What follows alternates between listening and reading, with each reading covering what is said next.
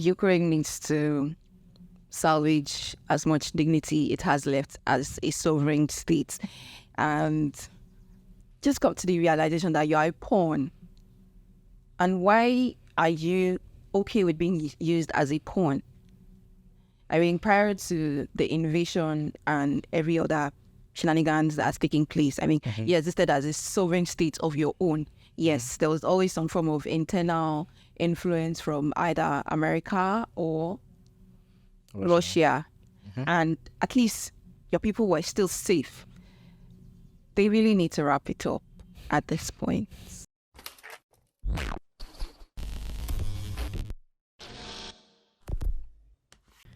Ladies and gentlemen, you are welcome to a new episode of the Big Faith podcast.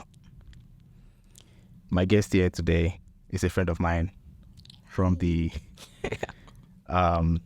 History and International Relations Department of Obafemi. It's history department. History. Yes. I was so sure that I was going to get it right because I remember saying only international relation in episode 1 with Niyi, and he kept pounding me. No, that sounds wrong. The department Try of to correct history. Yeah. Yes.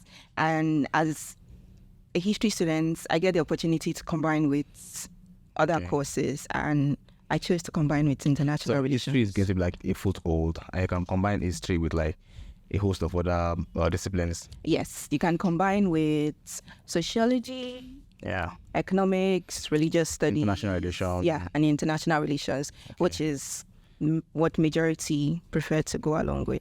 Okay, so all right, that makes sense. Well, you've already stolen my shine, so why don't you go ahead and finish the job? Introduce yourself. Okay, hi guys. My name is Anachua Oke Ama, and like you mentioned, a student of history and international relations. Okay, sure. Tell us more, Tennessee. I'm more interested than that. I know you. I beg your pardon. Tell us something else. Like,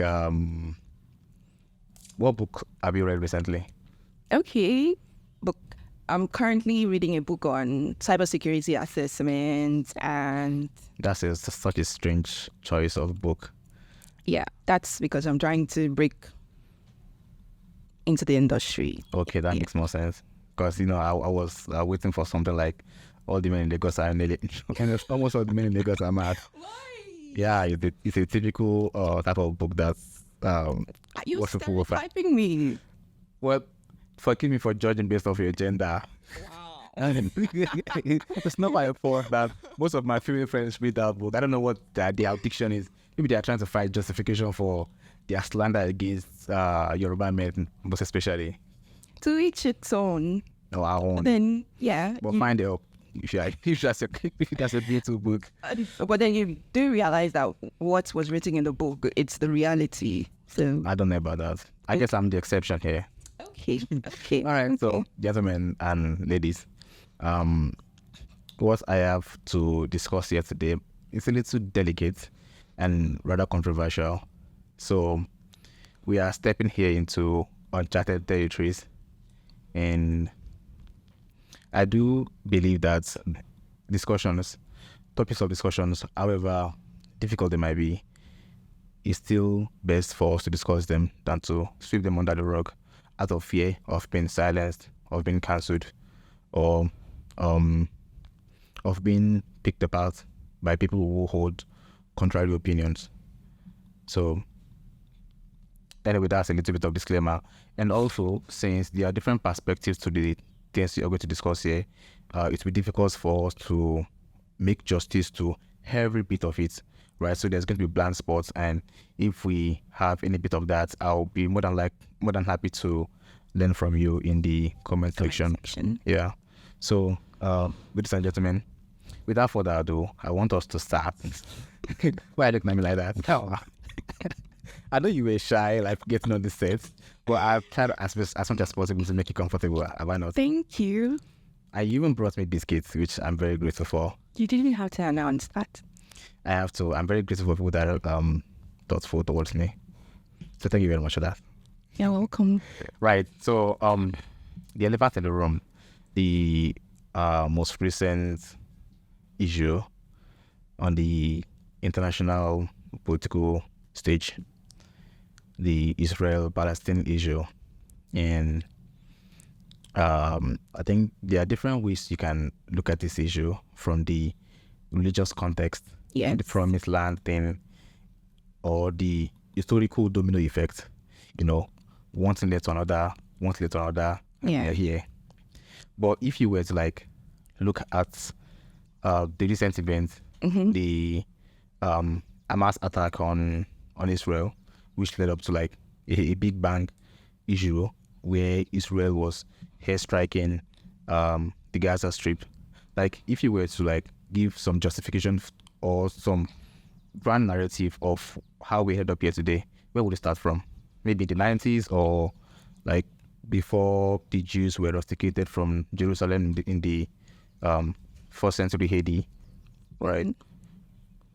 Okay. More of a background Yeah. would be the fact that what is today known as Israel wasn't Israel. The entirety of the area, including the Gaza Strip, the West Bank, it was all Palestine. And that area, civilization-wise, is one of the places that experienced civilization. Yeah. We have the Roman era, the Byzantine era. Even the Greeks, the Greeks Greeks met with Egypt, and Yeah. the entire civilization kind of like merged to like create this beautiful thing. Yeah.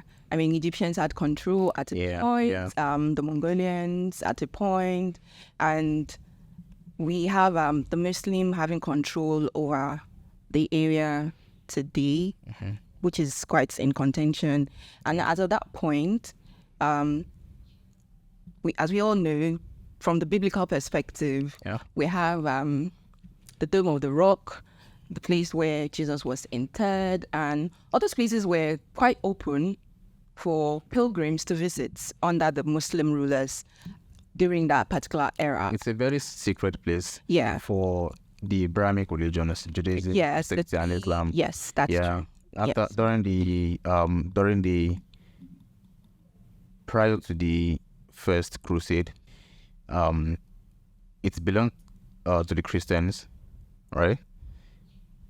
I should believe so anyway. At a point, I mean, particularly Christians, yeah. the Romans. The Romans, and the Romans tried to They adopted Christianity under Constantine. before that they tried to make Jerusalem less of Judaism and more of Christianity. Yeah. That was during Constantine's era, and that was because the wars he had fought to bring all the tribes together. He won them, and that was also as a result of the influence of his mother. So he declared Christianity as a major religion in the area, and that didn't mean that the other Abrahamic religion didn't have a role to play. Everyone. The Ottoman Empire took over afterwards, and they were there all the way up till the First World War, which is where I think we should start. So, where do you think, like, from that perspective, kind of bringing us up to the previous century, how do you think everything started from that point? From that point, everything started with, from the perspective of the Jews, their persecution abroad in Europe, and deciding that they needed a place to call their own after the Second World War. And in doing that, the Zionist movement, the modern Zionist movement, which was founded by Theodor Herzl, played a role. And we also have the Rothschild, Dorothy Dolly Rothschild. They also played significant roles in ensuring that what we now know as Israel came to be. But then before Israel came to be, there were various aliyahs into the current geographical area known as Israel. And it wasn't to the exclusion of the Arabs. The Arabs were still there. Okay. Because the area was quite huge. But then the land belonged to the Arabs who were there. Just that they were not, population-wise, they weren't able to inhabit all of the areas. So when the Jews started coming back home, they met a lot of free land, and they did have discussions with some of the Arabians to like buy some of the lands. An example is Baron Edmond de Rothschild. He actually bought land from the Arabs, If you or had that to, if you had to give like a timeline for this, what would is this going to be around the 1950s or 1948? Because I want to draw us back a little bit into everything that accumulated in Europe and in the Persian Gulf, the Arabian lands, before that part where the Israelites came to settle in Israel. So your timeline now, the Rothschild thing, is it getting in the 50s or the 40s? The 40s. 40s, The 40s, right. because Israel was established 1948. Yeah. So that's like the Okay. 40s, the Zionist movement. All right. The So 40s. what I wanted to draw here is that if you were to arrive at a point in time where everything began snowballing into creation of the Israel state, you would go back to the First World War, 1914 to 1919. Yeah, and then you will come to find that in a bid to destabilize the Ottoman Empire, right? Because the Ottoman Empire aligned with Germany and Austria-Hungary during the First World War, right? So in a bid to decapitate or handicap the Ottoman efforts in the First World War, Britain made some deals Yes, they did. with the Arabians. Yes. The Arabians also, they didn't see themselves coexisting with the Turks. Yes. Yeah. And that was because as of that time, the Ottoman Empire had become the sick man of Europe. The Ottomans... It was also like slowly dying. Yes, they didn't have as much control as they did in previous centuries and periods. Yeah. Okay, that makes sense. So anyway, the Britain saw this opportunity and took it, and it began making deals with the Arabs, and simultaneously was making deals with the Jews. It was more of getting the Arabs to help them fight during the major world wars. Creating uprising within the Ottoman Empire destabilized its war efforts greatly, and eventually they were kicked out of the First World War. Right. So making double deals with the Arabs, with the Jews, promising them territories on the same land, kind of already created some tension within between these two.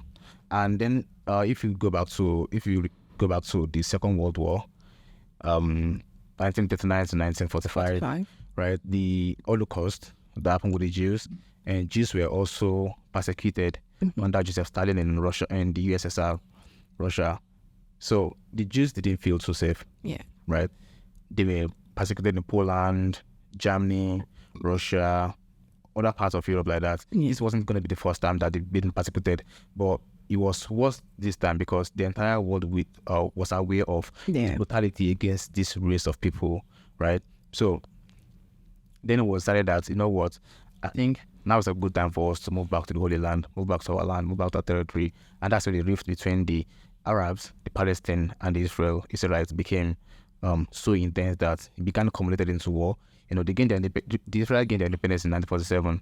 Then after that was a war with Jordan, Syria, and a whole bunch of other wars. Do you want to explain that? Okay. A bit of background is the fact that we had the Balfour Declaration, which sort of established the area that we now know as Israel. So after the Balfour Declaration and the end of the Second World War, either the First or Second World War,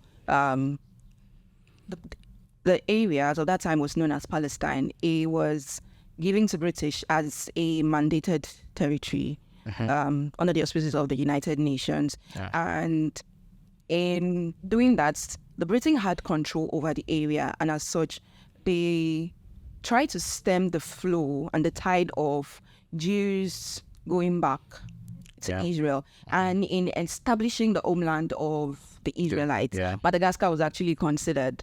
Yeah, well, that didn't work out. Yeah, that didn't work out. I mean, like, biblical wise and all of that. So it just had to be that place. But then in going back there, they also realized that there were people who stayed there, Palestinians. And I just think that in establishing a sort of cohesive society amongst the two groups of people and the two religions or the three Abrahamic religion, it just didn't work out because in times past, the three Abrahamic religions, they've coexisted within the same geographical area. Yes. Although there was always some form of persecution on the Jews or the Roma or the Christians. I think that even continued upon even following the independence. After the Israelites gained independence in 1947, following that, right, there had been discrimination and persecution on both sides. Yeah. Palestine, and although it was minor, it was it was minor. But the fact is that after I think there were about 3 or 4 wars where the Arabians, they rallied against the Israelites. Yeah. But the Israelites won, and after each victory, they would take more land. Yes. Right? I think at a point, Jordan annexed West Bank. Yes, they did. But then another war broke out, and then Israel... The tension keeps rising. Yeah, the tension keeps rising. That domino effect keeps happening. One thing leads to another. Yeah. And you can only see the same thing about the First World War. It wasn't the assassination of Archduke Franz Ferdinand. Yes. It was just a spark. Yes. It makes up about 20% or less of the reasons the First World War broke out. Go back to the tension that was already building up between Germany and Britain. They involved in some kind of arms race. Yeah. Right. Germany was trying to build more battleships like Dreadnought SS. And Europe, Britain was the Lord of the Sea. Yeah. That the Royal Navy. So the tension was already building up, and there was already alliances building, and also the fact that Germany had previously defeated Denmark and Austria in a war before it reunified in 1871. Right, so tension was already building up, and if you have to go back again, you go back to the Napoleonic eras. Exactly. Yeah. So you just you keep going back. You keep taking steps back, and we can say the same thing about the Palestinian issue here. And you can go back to the 1st century before Jesus was a thing, before most of these regions were a thing, right? So it's difficult for us to, because here's the thing. If we have to tell the stories, we will tell the stories differently from each person's perspective. Yes. And the person said we accepted these people to come and be on our lands, and now they're taking our lands, persecuting us. They confined us to this place, this Gaza Strip that's just like a prison. And the West Bank. The West Bank, and they have supplies to our house, our water, electricity, water, fuel. Exactly. So if you have to tell this story from the Palestinian perspective, you will have some things to tell. Yeah. And then if you were to do the same with the Israelites, you say the same thing. Yeah. But now, the way we tell our stories is very different. Yeah. Right? Because now we have social media, we have the internet. Yes. Right? Any crime committed against any set of people can be easily put on the internet, and the internet people, they have the tendency to be swayed emotionally. Yeah. So they can buy into whatever they see, and that's why propaganda can rise at this point, and that's why there's so much misinformation and disinformation there. And we are back again. Hello, ladies and gentlemen. Hi. We are back like we never left. Bang, da, da, da. Thank you for the natural sound effect. So apologies for that little distortion there, the carry light, so we had to wait for them to restore the light. Anyway, before we left off, I believe we were talking about the tendencies of people to become victims of propaganda. Yes. This period where tensions are high, and people can be radicalized by the kind of information they consume. Yes. You can take pictures from the victims of the bombardment of Israel by people from the Gaza Strip, the Hamas, and post it with some fancy caption, and that can generate some hatred towards the Palestinians. And you can do the same for people in the Gaza Strip, taking pictures of the evil or the byproducts of the airstrike by the Israelites to showcase how evil the Israelites are. And that can help people on the Palestinian side generate some kind of hatred towards the Israelites. So this period is very, very, what's the word for it? It's very delicate. Yeah. This can go wrong at any point in time. Yes. But if you were to point at a particular point in time where everything started going wrong, you would still point fingers to the terrorist organization. Hamas is Yeah. a terrorist organization. So, in light of this, what way do you think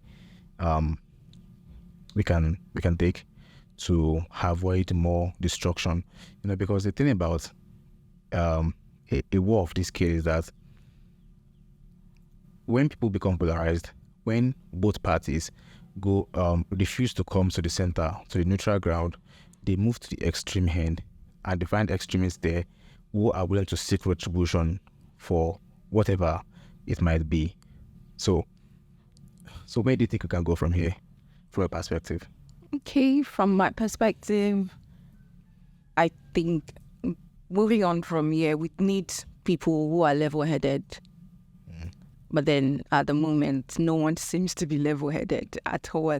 Everyone just seems to be all out to enact their pound of flesh. And it doesn't matter who it is, be it Hamas, be it from the Israelites. Yeah. So there has to be a time, there has to come a time where like level-headed people have to be in the halls of power. Because there's a possibility that this could go on for years and years. Yeah. But then we can also change the narrative by being cool-headed and trying to ensure that people come to acknowledge the wrongs they've done in the past and try to... But do you think that is enough? Because if we keep going back to history, we can talk about restoring the glory of the whole empire, of the whole nation, like holding back to what is lost to history can be difficult in driving us forward. So even some people are making the argument that what is done has been done. That's the Yoruba adage. So some people are saying that this thing needs to play out. Israel needs to seek retribution, but how much retribution do we need to quantify what Hamas did, that we can see that, you know what, I think the damage we've done is sufficient for us to actually bring the discussion to a table right now and say that, guys, I think we need to sue for peace. So do you think that's even possible? Because, as I said, this can go on for years. There's no... The way we can't quantify pain is the same way we can't quantify the pound of flesh that can be gotten by hitting the other with rockets, ammunitions, and all of that. We just need people with level heads, people who are able to look beyond history and look towards the future, because, I mean, it would be a sad day in the world for every Palestinian in their current geographical area to not live there. And I mean, and the way history enacts itself is a group of people, they are made to live a particular place, they go somewhere else. At a point in time, they might try to come back. Yeah. And when they come back, they might come with all the necessary ammunitions and get all the necessary support. But again, all that leads to is a circle of bloodshed. A circle of bloodshed. The Palestinian argument, or some of the Palestinian side, is saying that, their effort to decolonize themselves is why they are taking out these acts of terror against the Israelites. And the Israelites, in return, are going to say that we've had it before, we've had it severally, now no more. I think that was the hashtag I saw trending recently on Twitter, now no more, that they need to eradicate the Hamas. They need to eradicate them so that they won't have to live in fear anymore. And we have to recognize that Hamas is an extension of the Palestinian struggle. You can say that by extension, maybe just by a tiny proportion, because I believe that they are good in people, they are good among the Palestinians, so we do find good people among the Israelites. But then definition of good varies, so how would it vary here? Because my idea of good here is that people who ultimately would sue for peace, even when tension are this high. And then there are others who believe that by not suing for peace is a good thing due to their selfish desire to continue existing in a place that for a time period was not theirs to exist. Yeah. Okay, but one might phrase some cautionary tale, especially one where we found ourselves doing some of the most horrendous acts against a race of people. I mean, you can talk about the Armenian genocide during the First World War under the Ottoman Empire. You can talk about the Holocaust during the Second World War. You can talk about the Rwanda genocide, right? When we start making our justifications towards the eradication of a particular set of people, what we end up with is a cycle of bloodshed. And this is not a way for peace. Yeah. So tension is really, really high right now. Hamas will not stop their struggle against Israel, and Israel will not back down. But again, just like I said, there are different perspectives to this thing. Yes. What we are trying to do, you and I, what we are trying to do is to flesh out different perspectives to provide the viewers and listeners some ways of understanding what's going on, and also to help each other understand what's going on. Because you have your own perspective, I have my own perspective. I studied political science, I studied history and the international relations, right? Yeah, thank you. I got that right. Yeah, so I do think that, just like Mahatma Gandhi said, an eye for an eye makes the world blind. I do not think that this cycle of violence could go on, or it should go on. It could go on. It can't go on, It can't or go on. it shouldn't. It shouldn't go on. Yes. It shouldn't go on. For the future, for the present, I think there needs to be some bridge Yes. that will ultimately lead to peace. Yes, because according to history, there have been time periods where the three Abrahamic religions, they coexisted peacefully. Yeah. Yes, albeit a tiny bit of tension, but then the tension at that time, it wasn't one that exploded into what we are currently seeing around the world. So something of that sort can happen. Yeah. And that's just being optimistic about it. Optimism is all we have. We do have optimism. That is all. Yeah, and we can never tell who is going to take the place of Benjamin Netanyahu, the current prime minister of Israel.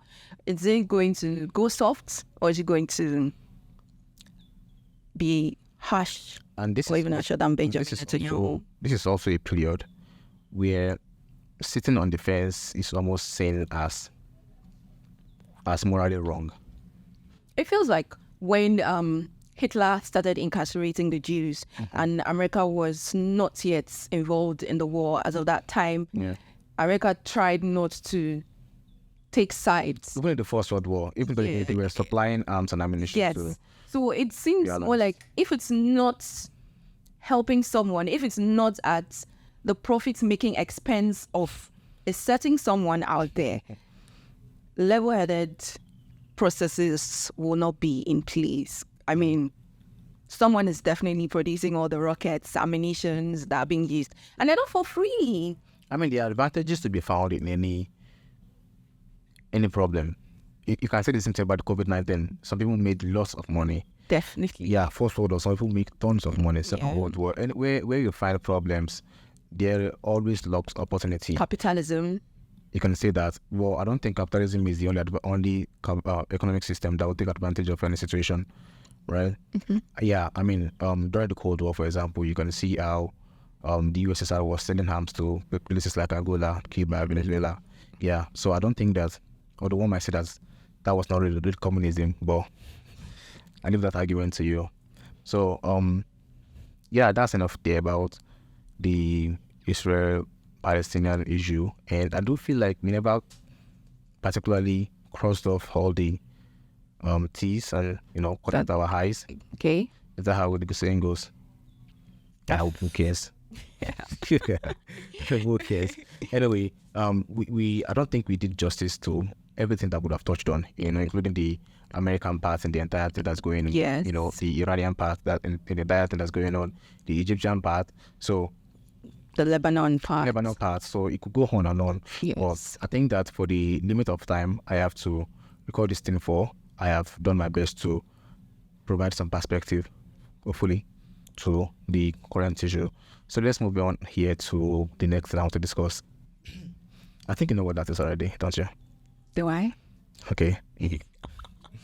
The Russian-Ukraine issue. Okay. I had been looking to speak about this for a while now. When it broke out initially, I wrote about it twice, but I never had enough audience, so I wrote 2 parts. I was open to write 4 parts, going into the history between those two countries, the Russia and the Ukraine. So this unfolded last year, 2022 February, when Russia invaded Ukraine. And some people think that Russia was right to do so. Some people blame the West for pushing Ukraine to the point where Russia had to come in to, interfere in its politics to secure their own peace, their own security. Yeah. So, I want to be very, very careful how I frame my question here so I don't put it on the spot. Just like the Israeli-Palestine issue, I think that there's going to be a domino effect from the historical perspective if you look at it well enough. Okay. So I can take you all the way back to 1917 when the monarchy ended under Tsar Nicholas II, and during the February Revolution, the Bolsheviks, no, not the Bolsheviks now, certain countries under the Russian Empire, like Finland, Georgia, and Ukraine, tried breaking away. But only Finland managed to break away from Russia.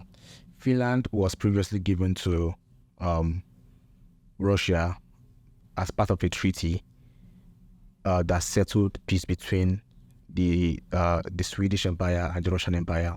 Okay. Yeah, so Finland had always been a part of Russia from that point on, but Finland managed to gain their independence in 1917, although they were later invaded in 1949.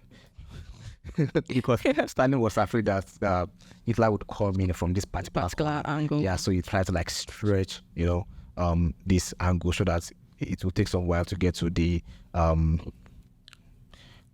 capital. Anyway, Ukraine tried to break away from Russia at that point, but it never managed to. Right? So up until that point, Ukraine remained a part of the USSR until 1991, when the USSR collapsed, quote unquote. The Berlin Wall. The Berlin Wall. That was also 1991. Yeah. So when the USSR, which was like Russia, broke down, 15 countries came out of it. Yeah, it was a conglomeration of, like you said, 15 to 14 Eastern European countries. As it was... You find countries like Kyrgyzstan, Turkmenistan, Uzbekistan, Kazakhstan, yes, Georgia, Lithuania, Estonia, Latvia, Ukraine, and countries like so. Yeah. So 15 countries. Ukraine was part of these countries. Yeah. Right? And Ukraine has actively tried getting their independence from Russia. Right? You can even go all the way back to the point in time where Russians had grand princes. Well, a lot of people will argue that Kyiv is actually the motherland of Russia. They're all Slavs. Yes. Yes, they were all Slavs. So there's that tie of brotherhood. Yeah, historical ties. Historical tie that is to it. That is, part of one of the reasons Russia invaded Ukraine. Well, fast forward to 2014, where there was a revolution in Ukraine. I'm trying to give historical context. Yeah, perspective. See where you come in here. So fast forward to 2014, Ukraine Ukraine had a revolution. This revolution happened for multiple reasons, but for one, the then sitting president Viktor Yanukovych took a $15 billion bailout from Russia, as opposed to taking an EU deal which will move Ukraine a little more towards the western part and a little away from Russia. Okay. So in that process, Russia moved into annex Crimea. And previously, Crimea used to be, you can go all the way back to the Crimean War. It's in I think, 54, thereabout. Yeah, you can go all the way back there, but that's too far. So let's do something more recent, like 1954, when Nikita Khrushchev, the person that took over after Joseph Stalin, gave Crimea to Ukraine as part of Brotherhood Alliance. So Russia annexed Ukraine, Crimea, the Crimean Peninsula in 2014. And since then, there's been much escalation between both countries. So Ukraine has been trying to align itself with NATO. NATO has been flirting with Ukraine, and Russia is like, no, stop it, I'm jealous. Actually, that's not what he said. It's like, fuck. He says something more like, no, I can't allow you to have your military base outside. Yeah, trying to establish its own dominance. Yeah, so I think I'm going to allow you to do some talking here, seeing that I've given some historical background. So where would you say that this entire thing is unfolding? Would you say it is something more recent, like the NATO thing, or would you say it's actually something that is, more grand? I think it's something more grand. I mean, NATO came into existence with the rise of the Cold War, the rise of socialism, and it was basically to forestall the influence of socialism into so many areas in Europe. And America, under the guise of NATO, is still trying to establish its own dominance by reducing Russia's sphere of influence. And as a nation state, every state has to protect its interest, and one of its interests is in ensuring that its sphere of influence is in place. And there were certain treaties and stuff that were put in place after the World War, to ensure that this is where you extend your influence to, and this is where your influence does not extend to. Yeah, I think it's even something most international Russian students would call the Pax Americana period, where it's just that, this is not the medieval era right now. You can't just march into these people's country and take everything over.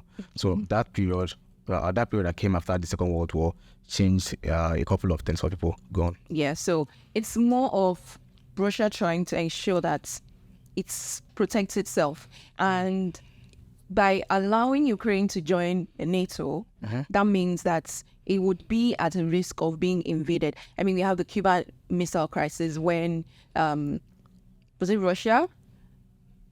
They moved some missiles into Cuba, and where it was planted at, it was just a couple of hours or miles. It could get to New York within some hours, and it almost triggered the Third World War. Yeah, this was as of that time. This was 1962.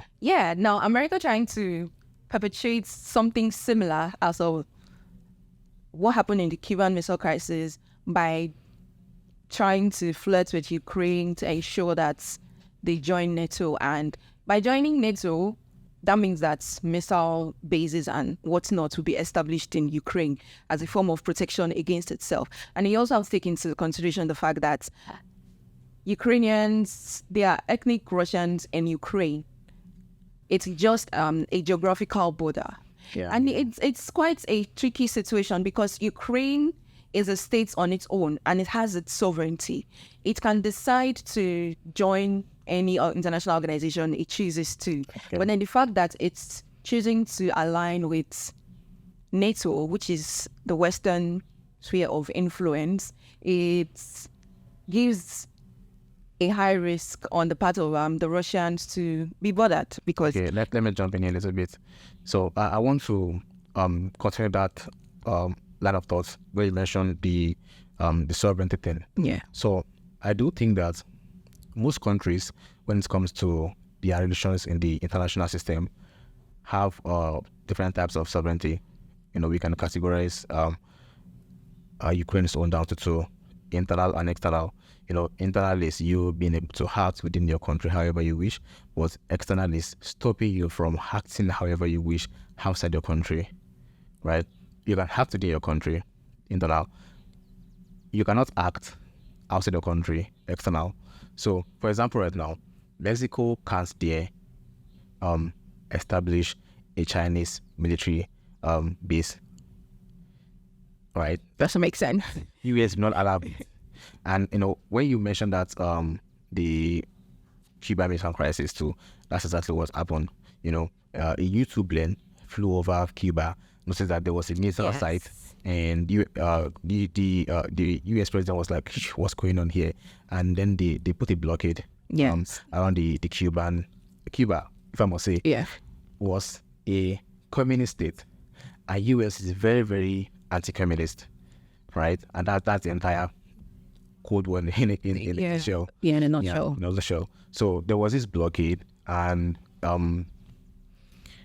there were depth charges that were signaled by the blocking ships from the US, and the submarines, the USSR submarines underwater thought the war had started. Yes, I think I remember that part. Like it all boiled down to someone not pressing. I think a plotting or so. Someone being. There were 3 captains on the ship. I think it boiled down to being patient. Yes. Yeah, there's this guy. I remember his name is Vasily Akipov. That's his name. He was the one that refused to give a yes. Yes. So, the boiled down to just they were in this they were in this submarine. I think B-29 submarine, which has a missile that can just go. Yeah, and that could have been disastrous. The tension was so high that pretty high. Yeah, people breathed for apocalypse at that point. Yeah.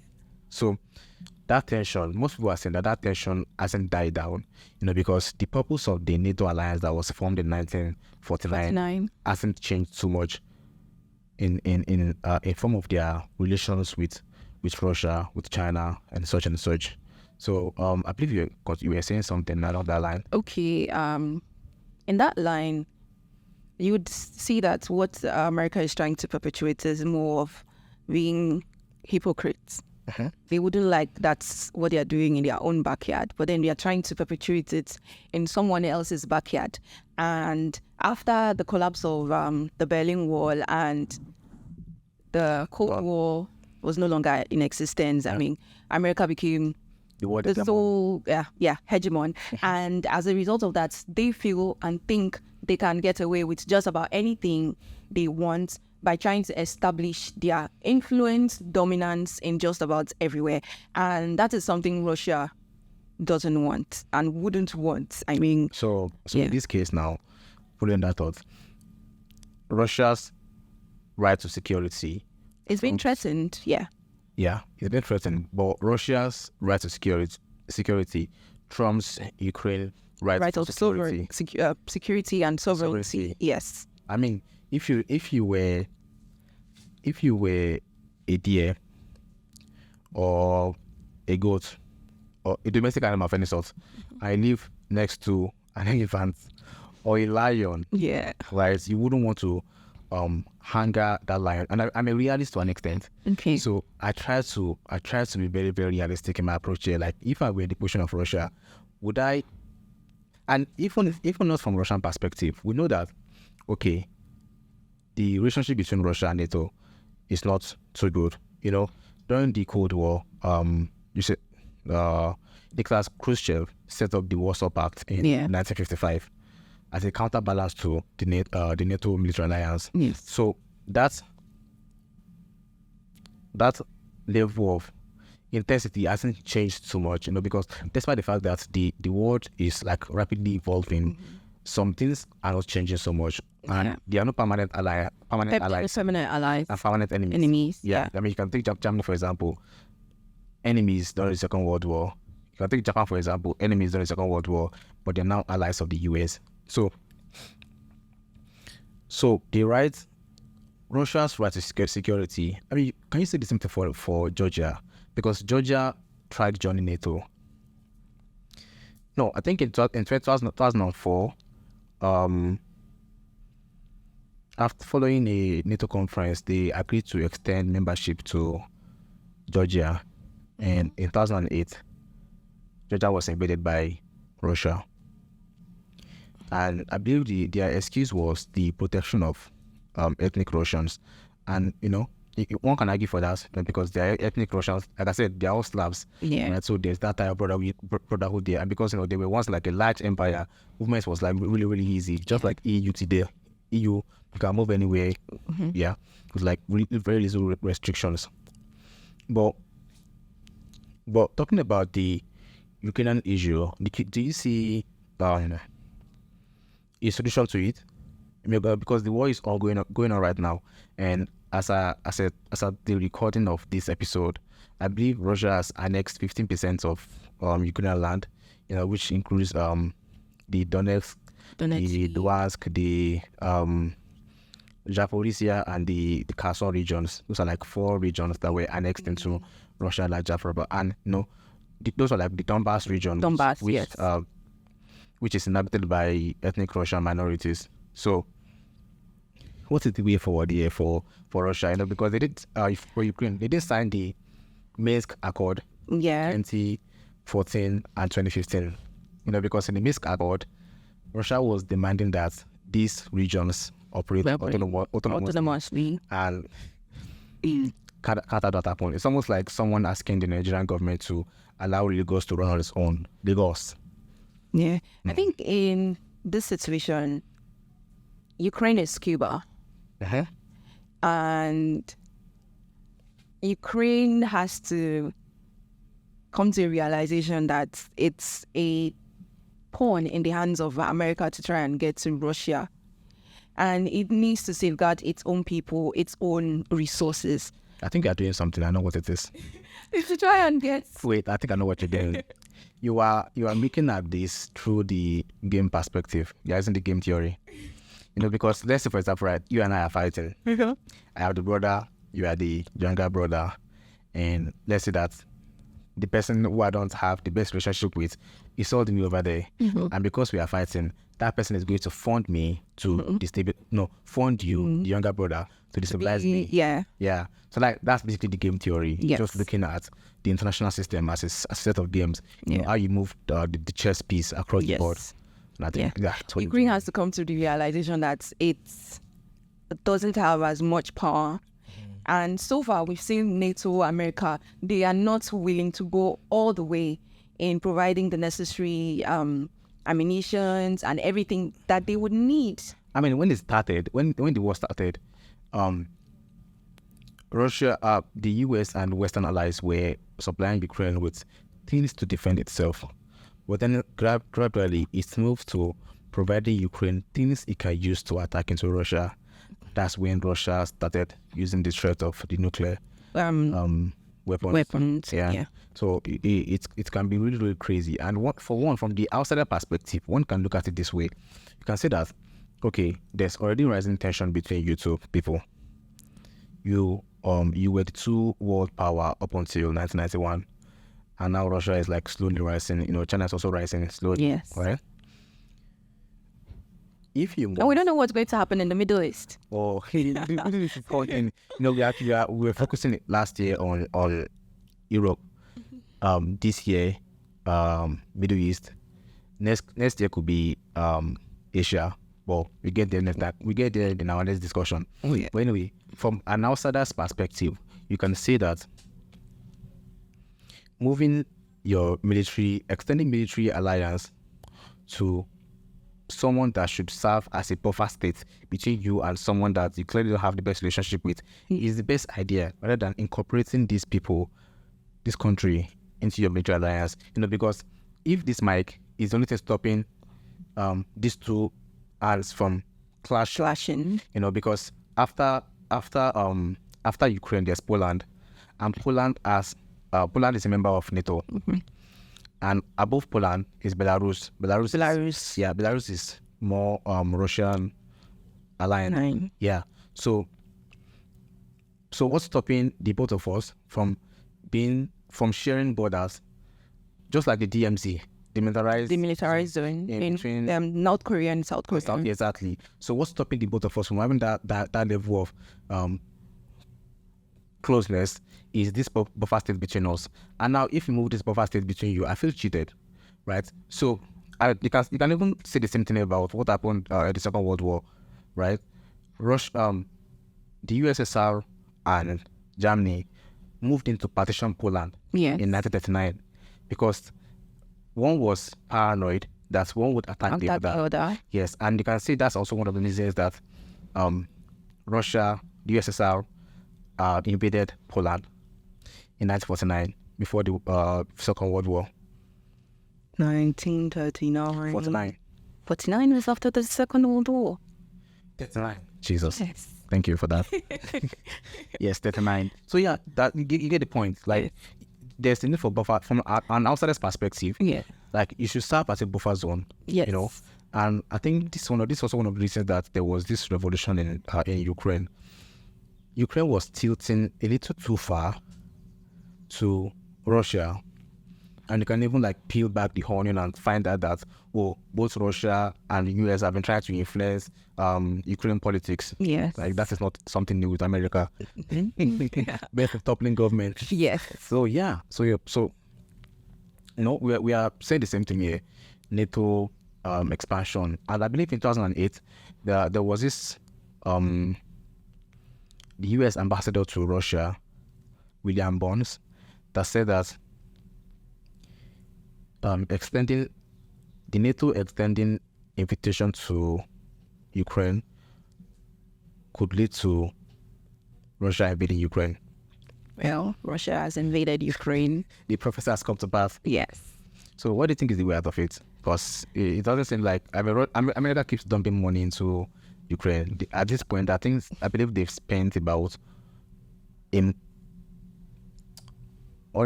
billion.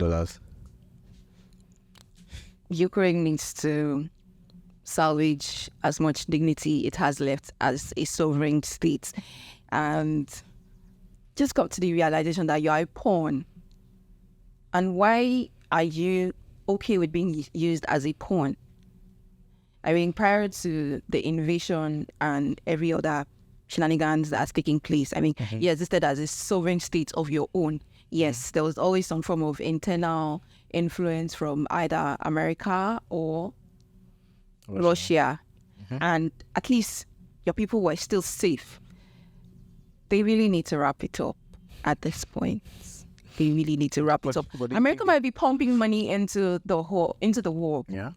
But then the necessary equipment that they do need, because I think, was it last year or early this year, Britain was going to supply Ukraine with a type of weaponry. And yeah, I believe they did send them. Germany sent them it wasn't enough. The Tiger tank, and America sent the Abrams tank. It wasn't enough. Like, whatever it is that they need to perpetrate the war, they would never get enough. It's more like trying to feed a chicken a piece. I mean, Russia is the largest country in the world now. It's like 17.8 million kilometers square miles. Yeah. So that's a very large country. Yes, a very large country with different time zones and whatnot. And America does not want to go on a full-on war. It's more like a proxy war for America. So Ukraine really needs to wrap it up. I mean, you're losing so much. So I mean, and whatever it says they would come to a conclusion to do as a nation, I think that if you're standing between two elephants or between two lions, you need to be able to have some form of power of your own to be able to ensure that whatever it is that you want to gain, you are able to gain that. And prior to the war, and as the war is still being perpetuated, Ukraine does not have that much power. It doesn't have that influence. It doesn't even have global support as it did initially. Yes. It was a victim when the war started. Dwindling. It was a victim when the war broke out initially, but now everyone is looking at Zelensky like a clown. I mean, he was a comedian. Yeah, doesn't change much apparently. Yes. I mean, lives are being lost. Yeah, it doesn't change You much. know how someone behaves. You just have to behave the way they want you to, and make sure that you get what you want out of them. It's crazy that this war has dragged on for so long, and most of us were afraid that the world could go to war. Most of Europe were rallying behind Ukraine, and because Russia supplies Gas. Europe with most of its natural gas. Yeah. And I think they even stopped The flow of gas to into Germany. Using the Nord Stream pipeline. Yeah, so they stopped that one. And there was another one that was passing through Scandinavia. I think that one is still operating, but it was busted a couple of Some months back. yeah. Yeah. Someone said it was sabotage, but Yeah. that one, That's it's up for conspiracy theory. yes. So all of us were afraid that this thing could drag on to become something of a global catastrophe. It didn't seem like much, It seems like it's just going to drag on for a while now. But Russian aggression did cause some domino effects. It caused Finland and Sweden to join NATO, becoming the Finland has joined. Sweden, they're still having. They're still going through the process of, I think, ratifying them to join. I believe they'll join. Sweden. I'm not too sure. Okay. Yeah, I'm not too sure about Sweden. Even despite that, I think they are very likely to join. Yeah, they look. Finland has joined. They look likely to join. And yeah. here's the thing: Finland has been staying neutral since the Napoleonic Wars. That's a long time to stay neutral. It's like Switzerland at this point. Yeah. Switzerland has also been staying neutral. And it's because of geographic benefits for Switzerland. Well, for Sweden, it's just more of strategic alliances and protection of their borders. Not alliance at all. Yeah. Not aligned. Yeah. So I don't know the way out for Zelensky here, but he doesn't have the global favor he did from that of a victimhood perspective. That they are subjected to this invasion. Yeah. So and unless we are going to have an all-out face-to-face, that won't happen. Use of it wouldn't happen. So that means that we are looking at pretty much the overrunning of Ukraine, and eventually they will have to sue for peace. Yes, at a point. Russia is already large, and I think if you remove Russia, Ukraine is the largest country in Europe. So incorporating the largest country in Europe is not something that the Europe would have, because Europe and East Europe and West Europe, which is Russia and the West, haven't had the best alliance of existence. So anyway, I think that should be enough for the Russia-Ukraine. Let's have something else to add. That's pretty much it. Zelensky has to salvage as much of his ego, pride, what's not, and... But do you think the Ukrainian people are ready to give in? I think it's something they have to come to a realization by themselves. Although I am aware that once people believe in a cause, they are willing to die for it. That's a beautiful place to end that. Yes. If you can't go that that was preachy. So let's move on to the next topic of discussion here, which is the China-Taiwanese issue. Yeah. So I opened up with the Russia-Ukraine thing. I think here's the opportunity for you to jump in here. Anyway, at all, just talk about from any perspective. Anyway. Okay. For China and Taiwan, historical perspective, Taiwan used to be an island aligned to China. Okay. And we witnessed the rise of Chairman Mao Zedong. Yeah. And we have the nationalists and the communists guys, and basically trying to establish some form of dominance after, is it the 100 years of misery or something? I can't really remember. The Great Leap Forward. No, that is like for the present. The 100 days march. Not the 100 days march. Before we have the 100 leap forward, there was a time period where like China was like, they really suffered a lot of humiliation and all of that. And the century of humiliation. That was the previous century. That was the 19th century. Yeah. When the European countries established spheres of influence. The British, Japan, the Dutch. Yeah, and in order to establish dominance between two forces, there are usually skirmishes and some form of war. And eventually the communists, they won in mainland China. And then those who were of the nationalist extraction, they fled to Taiwan. Yeah, in salvaging their ego pride, which Ukraine should do, they fled to Taiwan. And from the historical perspective, Taiwan used to be Formosa. Yeah. It was Formosa under the Dutch Empire. Yeah. But before then, it belonged to the Chinese dynasty. I think even the earliest one is Zhou dynasty. Yeah. The earliest Chinese king. Let me bring some more context to the historical background now. Yeah. So Taiwan used to belong to China for a very long time. And up until the first Sino-Japanese War, 1895, was when Japan, in its expansionist idea, imperialist idea, moved in to secure Taiwan away from China. And it wasn't returned to them. It wasn't returned to China up until the defeat of Japan in the Second World War, 1945. That thing, boom, Hiroshima and Nagasaki. Yeah. That thing that Oppenheimer. Yep, that thing knocked them out.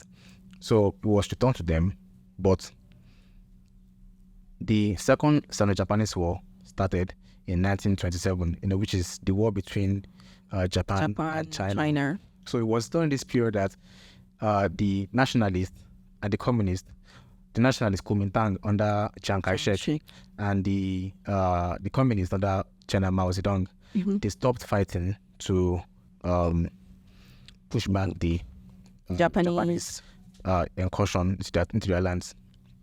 Then after the Second World War, the communists and nationalists went back to their struggles. Yeah. Right? More like America and Russia after the end of the Second World War. Oh, yeah. Yeah, you come together to defeat the enemy. The enemy of my enemy is my friend. Yeah. Then after that, you face each other. It's just regular TV from here on. Yes. So yeah, they did have that coming together, and after that, they went back to fighting, and the Chiang Kai-shek and his people, about 1.5 million people, exiled to Taiwan. And for a while, Taiwan was recognized as the China proper. United Nations. Yeah. Yeah. It was until later, I think in the 1960s, before it was returned to mainland China. Yeah. I think one was ROC. Taiwan is ROC, Republic of China. Yeah. And mainland is PRC, People's Republic of China. Exactly. So the tension was kind of like on and off. Mainland China was saying that Taiwan is just a rebel state, and they are going to draw them in. But China was relatively weak then. So each time China was going to, try to be a little aggressive, US would come in with its naval superiority to, deter Chinese aggression against Taiwan. So that's been going on for a while now, and now we're in the 21st century, and Taiwan is still trying to be a little independent. I think about only 15 countries recognize Taiwan as an independent state, but China is there, and China is trying to get what it owns, or what it once owed, and that is the Taiwanese peninsula. So that is the historical context. Yeah. And like I said, these things have their own perspectives. Chinese people probably have their own perspective, and so do the Taiwanese people. Yeah. But we can make do with the information we have in for the sake of like pursuing more information to kind of help us understand what's going on. So recently, I believe this year was it, when the vice president, not Secretary of State Nancy Pelosi of the US. Well, Nancy Pelosi, wasn't she the speaker? Yeah, the speaker of not the US. not Secretary of State. You mentioned Secretary. Okay, speaker. Yes. Thank you very much for that. So speaker of the United States, that is, traveled to Taiwan, and China wasn't having it. China began displaying mad, like someone is throwing tantrum. Yeah. Because you're taking their favorite toy or something. Yes. So that China was like flying missiles above Taiwan, displaying military prowess and things like that. So this tension is rising in Asia. Where do you think that? Do you anticipate the Chinese invasion of Ukraine, Taiwan at some point in time? That's there's a high chance of that happening, because China is, by far, with its 100 years leap program already in place, China has enough power, enough influence to invade Taiwan. And with the waning power of America as a hegemon, China is besting America economy-wise. Well, not so much as military. Military is not just ammunitions. There's also the cyberspace as well. So, well, you're talking about soft power, but you cannot, even when it comes to soft power, America isn't so babyish on that. Yeah, they do have experience. Yeah, America, I think America makes its military budget makes about 40% of the world, military spending. But then you also have to take into consideration the fact that America's military its reach is being expanded in terms of everything that is going wrong in the world. As a hegemon, you have to make sure that there's peace in the international system, hegemonic stability. That's the thing that is also a problem that Vladimir Putin asked America establishing itself as the world police. Because when there's a problem right here in Nigeria, any place that's of interest to America. Not just interest. It's not really like we call America for its interest in Nigeria when there's like some kind of dispute or a humanitarian crisis in Nigeria, right? We just call upon it because we need to. You also have to remember that is it the Rwandan genocide, or there was a particular war in a West African country? I think it was the Rwandan genocide, and it went on without input from America, and that was because as of that time America saw no Jews. They didn't see any particular reason. That's one perspective to put into this, but also it is the fact that it came in too fast. You can blame the colonizers. I think it was Britain that colonized them, maybe France. I'm not too sure. Yeah, you can blame the colonizers because what the colonizers did was separate one ethnicity from the other. Elevated one above the other. Yes. Yeah. So that and the Tutsis. Yeah. So that already created tension between those people. Yeah. Anyway, we digress. Yeah. America as a global police, it means that America's military power is spread thin. Mm-hmm. Whatever Israel does, America is going to be at its forefront, backing it up.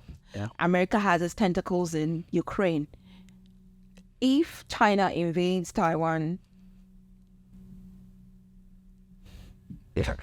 America would probably respond, but then it wouldn't militarily. Yes, it wouldn't have so much as to invest in, were it to be the case that it was just Taiwan. Do you know that China, Taiwan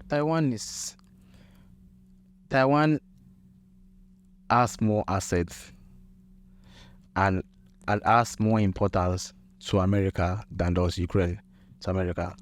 But then there's also Israel. And that's true.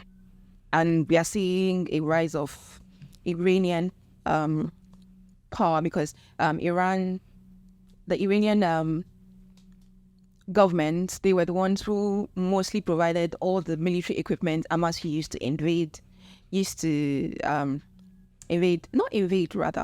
they would send some missiles into Israel. So that's also a point of, that's also an issue. America is spreading itself thin. For how long and for how much? I mean, it's not It doesn't matter how much America has in its military budget. yeah. Every year. I was going to give you a fun fact. America has over 750 military bases around the world.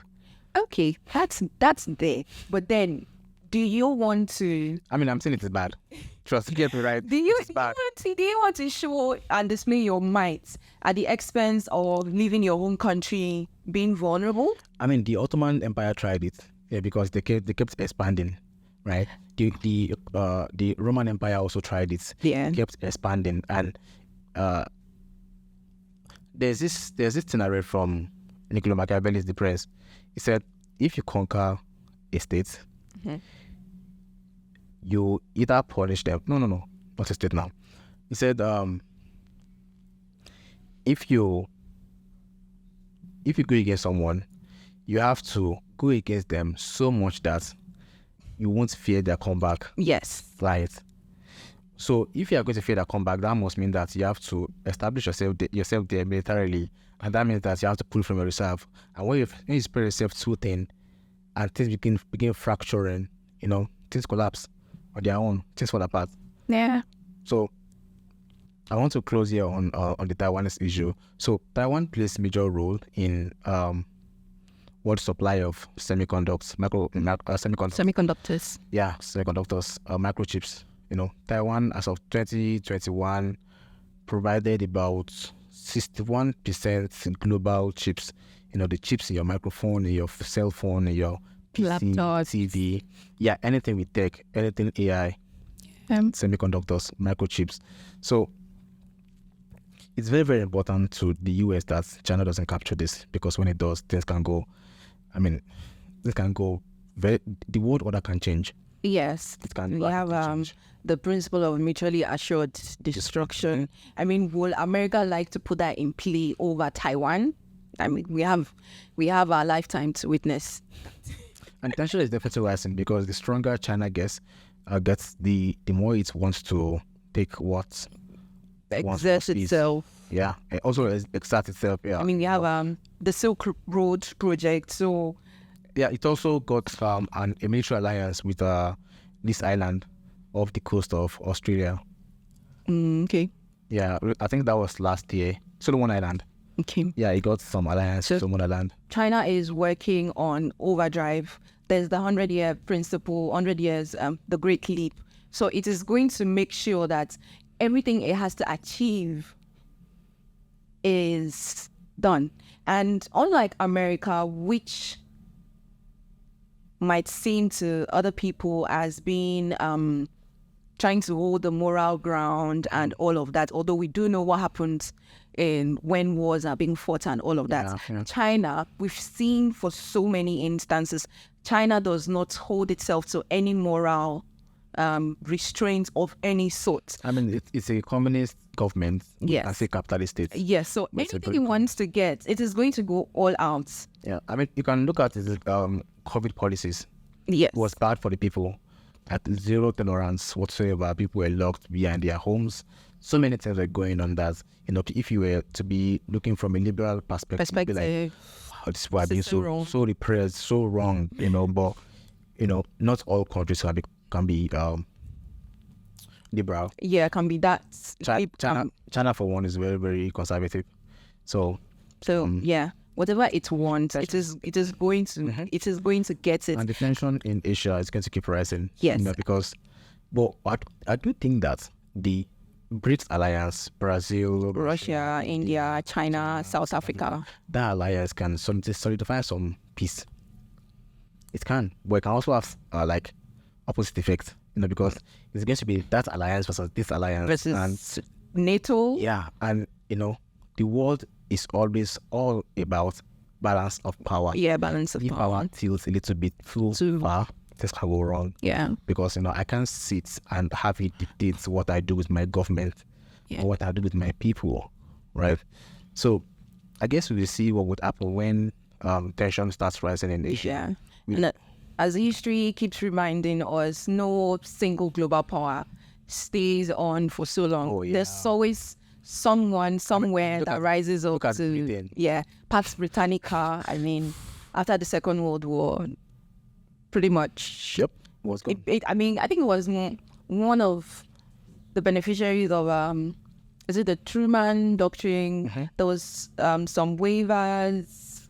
Britain benefited so much from that. Yeah. I mean, coming from all of that heritage. If world order changes. Yes, world order changes keep every changing. time. Yes. We have new military equipment. We have new ways of communication. I mean, look at the internet. It's revolutionized so much things. For something we've had since 1983, it has changed the way we communicate, the way we see the world, the way we speak. And the way we even fight wars. I mean, yes, the way we fight wars. There are cyber attacks. Propaganda.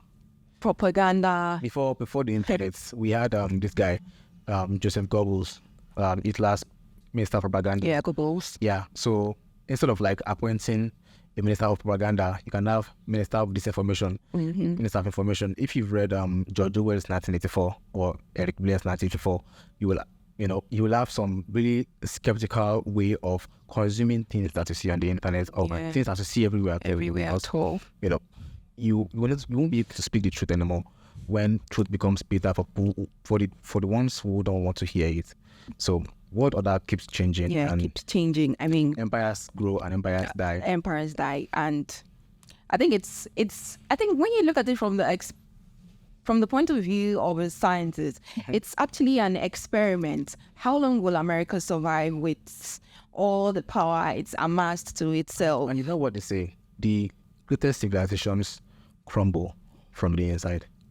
Oh, and that is true. That is true. Yep. It happened. That is true. It happened with Rome. It happened with Britain.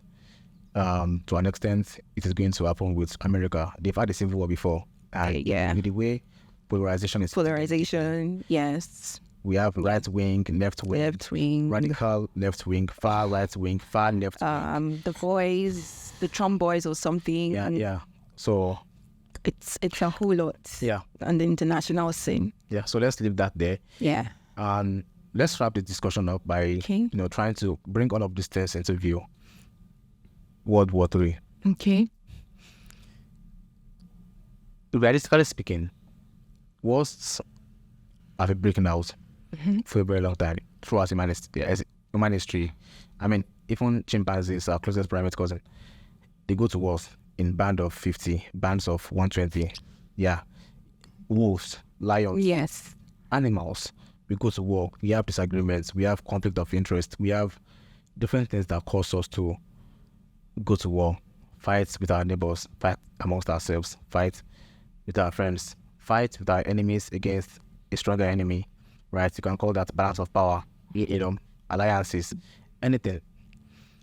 So, looking at all these things from historical perspective, with Ukraine, with Russia, with Taiwan, with China, with the US, and we can look at US foreign policy as well, which we have, slowly adapted to, what policy is, just like Harry Potter 1, abracadabra, democracy, abracadabra, freedom. No, Harry Potter wasn't abracadabra. Wingardium Leviosa. Yeah, I think that's more accurate. Yeah. Or in America's case, you have oil, freedom. Yes. Freedom to do anything you want. As long as you have that. Yeah, you have that, yes. Yeah, if you have oil. In the case of Saudi Arabia. What the fuck is a kilometer? Oh God, Americans and their guns. Anyway, in line with the historical context that we've given here from different perspectives, from different countries, civilizations, it is clear that conflict is inevitable. And we can see to an extent that what has stopped global conflict from breaking out is the existence of nuclear power. Yes.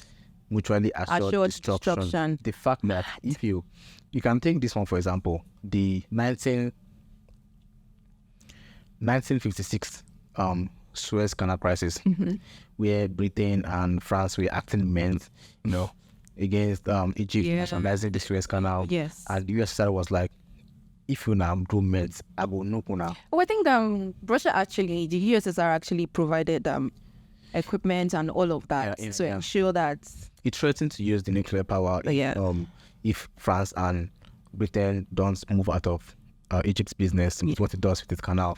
So we can see that the existence of this large-scale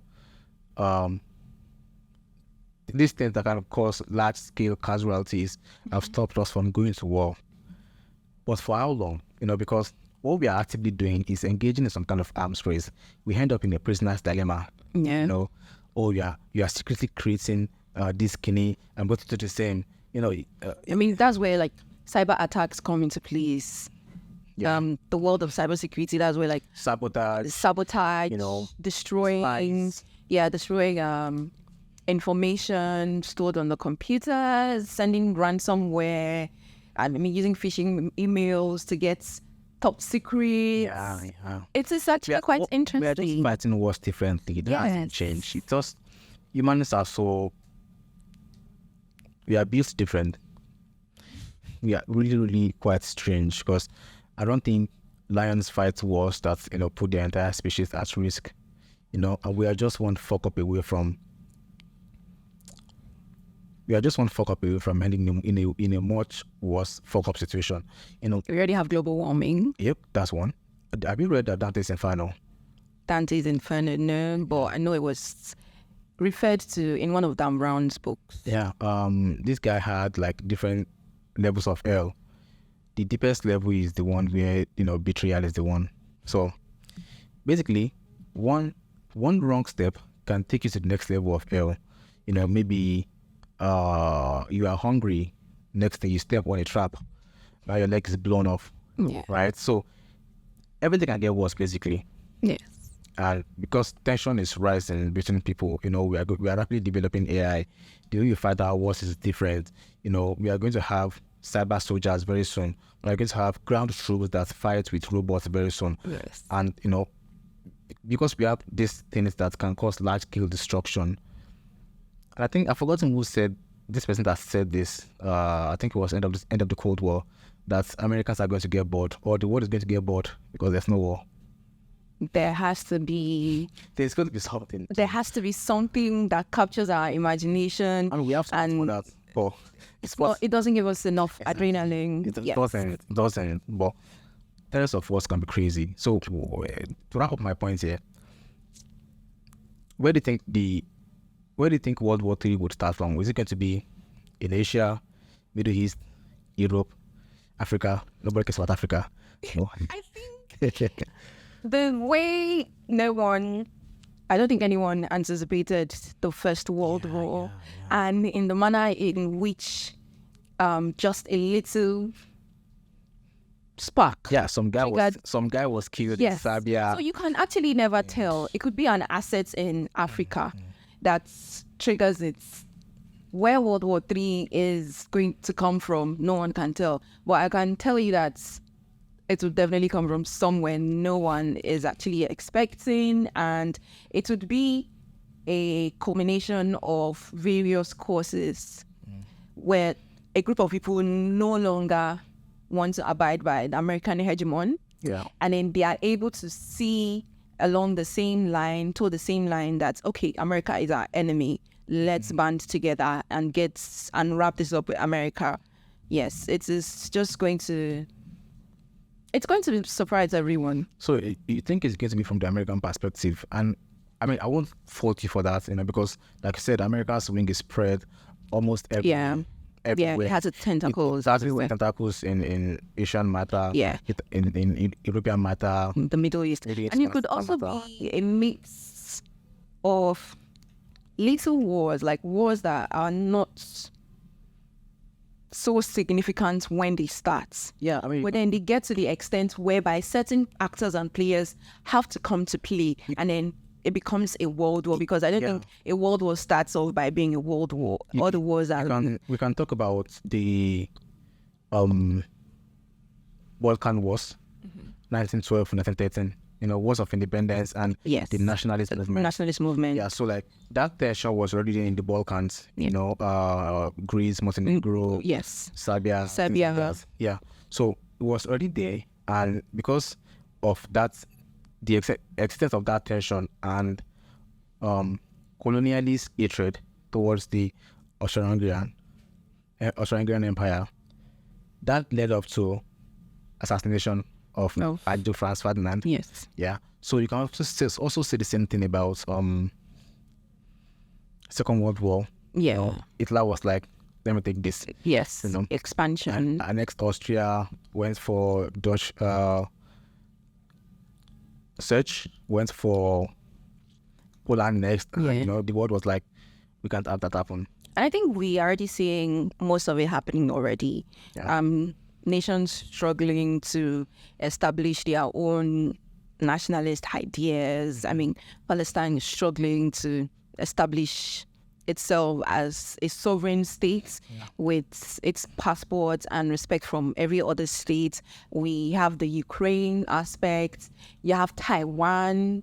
I think we have the Cameroonians. Yeah. We have French Cameroonians, and those who speak English, and some form of nationalism is always going to give birth to a major war. Nationalist movement started in the 19th century. I mean, you can even take it all the way back to the Treaty of Westphalia. Yeah. Where, and you can even 1648. Yeah, 1640. You can even go back to the part where Napoleon Bonaparte broke apart the old Roman Empire. Roman Empire. Yeah, and these countries started having their identities. Yeah. So you can talk about that for one, and so yeah, just as you said, tension rise, things change, and wars are never expected. Things just fall. It just happened. Things just happen, And boom. So just like Oppenheimer. So realistically here, World War III is going to happen. At a point in time. At a point in time. Yes. Maybe not in 30 years, maybe not in 50 years, but you can never tell. Nations are always at odds with one another. Yes, I mean. Yeah. So anyway, that's that about this episode.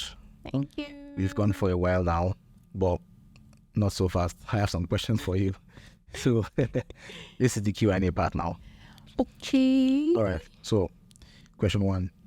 If your school had a superhero day, what would your superhero name be and why? Me? Oh, superhero day. Let's see. What would your name be? Captain Marvel.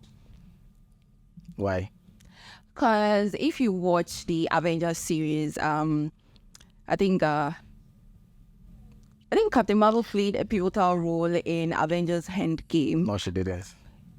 Prior to her not being around, you can see how their asses were whooped in the previous Avengers game. I just like the array of powers that she has when you compare it to Wonder Woman, or maybe Batman, Superman. If I had a list of top 50 heroes, she won't make that list.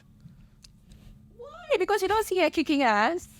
No, that's not it. I like heroes who deserve what they are handed to them, Okay. I like heroes who fought for what they got. I don't like heroes who just need to stop repressing yourself. Ugh. So boring. So charismatic.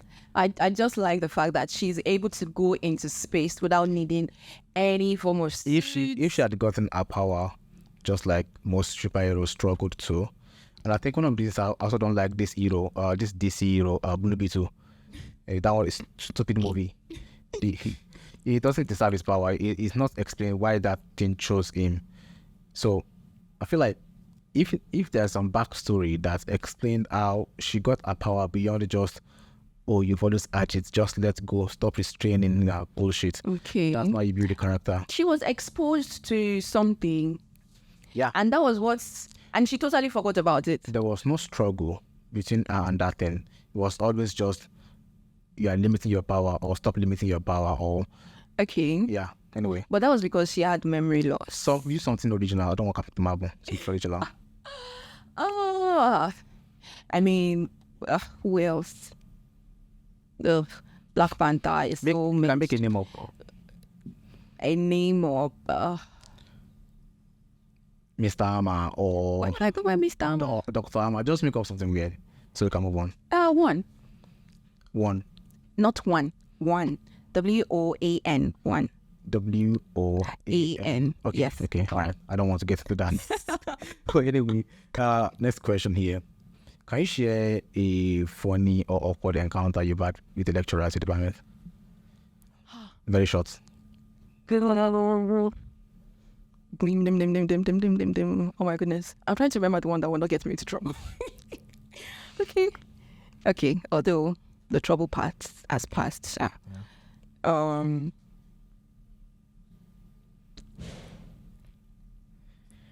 Take your time. We have like 30 hours remaining. Oh my goodness. I can ask a different question if you wish. No. Okay. So repeat the question again. Can you share a funny or awkward encounter you've had with the lecturer? Okay, I think there's a lecturer thing whereby they know they're supposed to come to class. But then sometimes we have to call them because I was a class rep, course rep at various points. And for this particular person, we had not had so much interaction with the person, and then my course mates are like, oh, call this person, let's know if the person is going to be around. And I already knew that this person has like quite a sharp tongue. And then I called this man. Bro, I got a tongue lashing. Is it a tongue lashing? Or I call it, I got bashed for calling him. And I don't know, it was just, oh, you didn't have to say all those things to me. Just tell me that's okay, I'll be around. It just, I don't know, it just felt really awkward.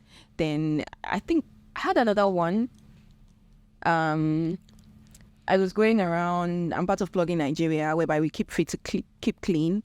And this man saw me at the car park. I think it is raining now. Oh, okay. And that means we have to wrap it up. Yeah, Okay. so All right. you're going to tell me the story of a. Okay. So, but I do like where it was heading.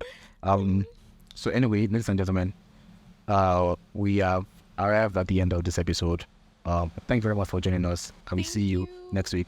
Also, don't forget to like this episode and subscribe. Bye. Bye bye. It's raining.